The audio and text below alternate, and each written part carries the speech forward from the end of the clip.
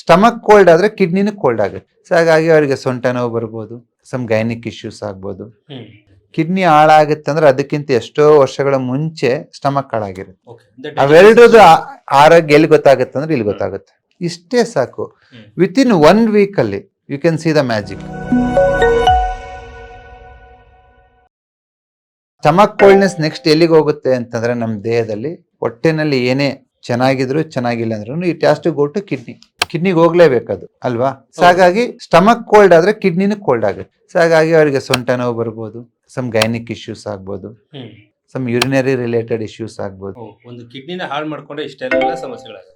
ಅಂದ್ರೆ ಕಿಡ್ನಿ ಸುಮ್ಮನೆ ಹಾಳಾಗಲ್ಲ. Kidney is very deepest organ.